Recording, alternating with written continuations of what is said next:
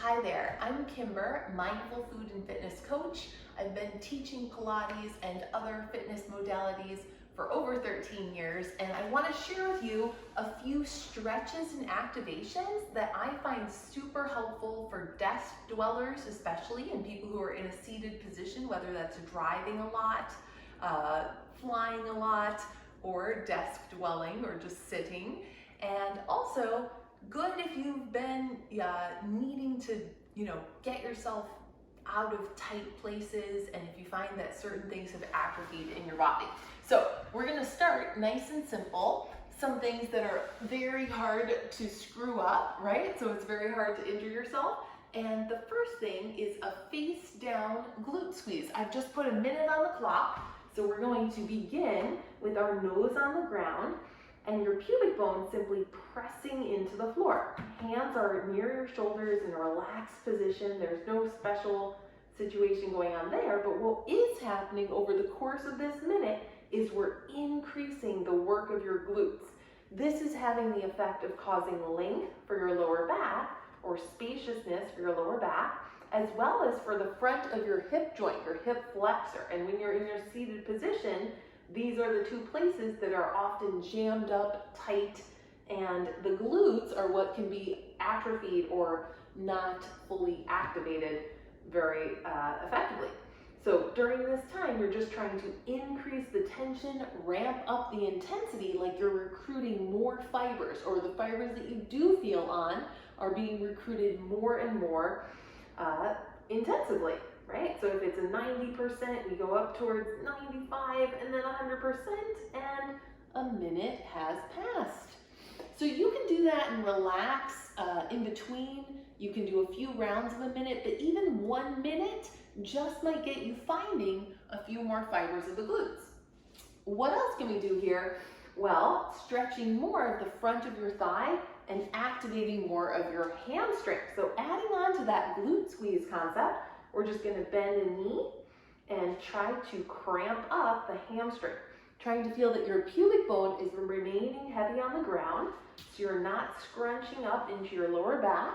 The hip bones are also on the floor, but perhaps with less intensity than the pubic bone. And we're just trying to ramp up that hamstring intensity.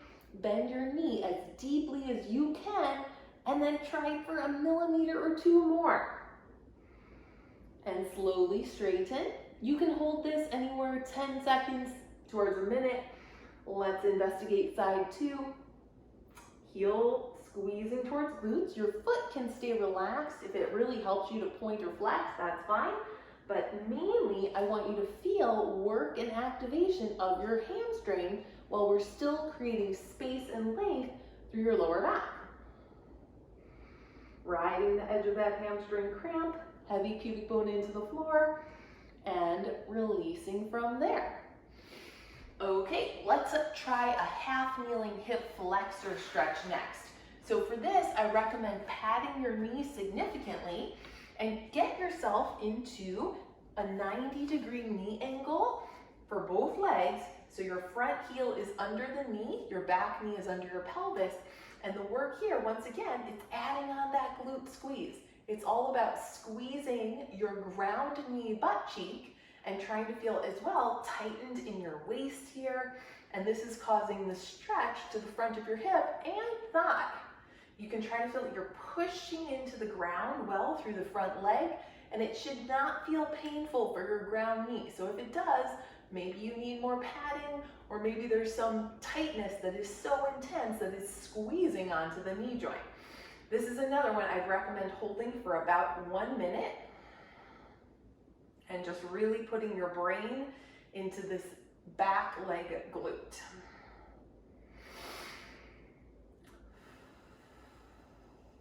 Having amazing posture as you do it. And let's try the other side. So finding again that best alignment that you can of front heel under knee, back knee under pelvis, and rear leg glute squeezing on with the most intensity you can find. That should correlate with the same side of your waist. In this case, my left knee is down, so left waist tightening a little bit extra. I'm putting energy down into the front foot. That helps me feel the spine is elongating upwards.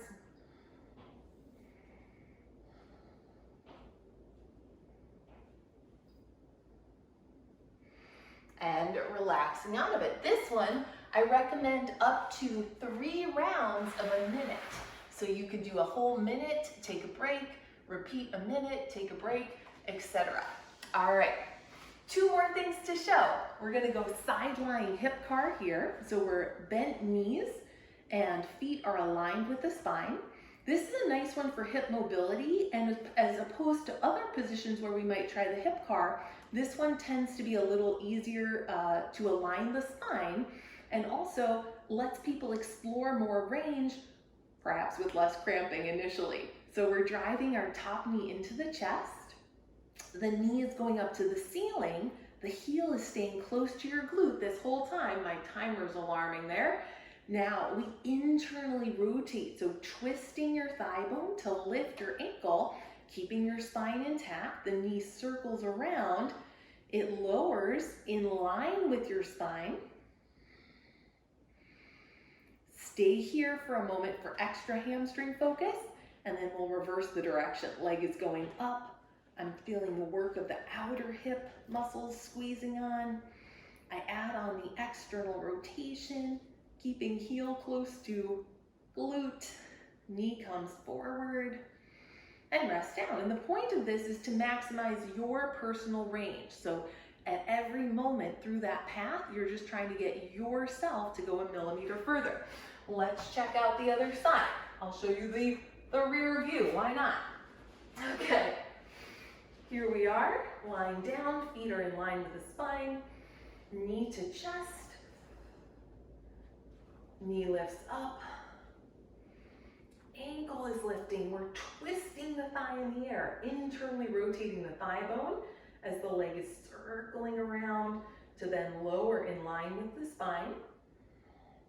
A moment to pause for extra hamstring, extra tail tuck effort for that top side. And lifting the leg. You can also think about how you're pushing down into the floor with the ground leg. And there's going to be a reactive force into other parts of your body. Knee circling around to your chest. And knee meets knee.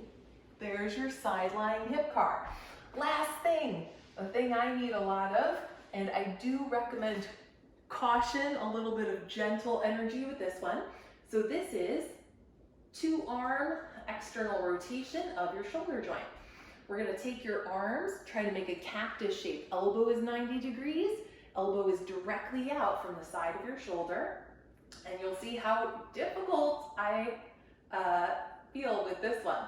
So keeping the shoulder blades away from the ears, the upper arm remains on the ground, and slowly externally rotate. See, some people will have this as no issue. They'll flop down to the floor, they'll have easy range of rotation, but if you're tight in the chest, or if you work at a desk a lot, or have had shoulder injuries in my case, this can feel really tough.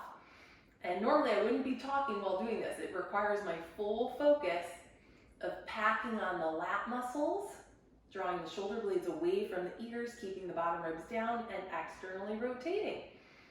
Coming out of it, I'll now show just one arm. So if it's easier to focus on one arm at a time, that's a great option. And then you can use the other arm to hold your ribs more securely down and keep a better core brace. Here we go. This is my easier side. Externally rotating. Imagining I am gently crushing a balloon behind and underneath that forearm. And coming up. And I'll show my challenging side. Why not?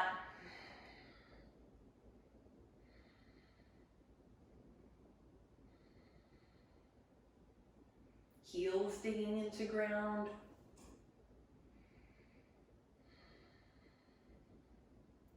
Lower belly pulling in, creating a gentle stretch in the front of the shoulder.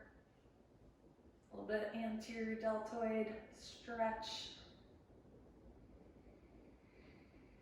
All right, so a few activations and stretches that I hope will help you feel a little better if you're sitting quite a bit, typing, texting, all the things. All right, have a great one. I'm Kimber, mindful food and fitness coach, inviting you to send questions my way if they should arise. Take care.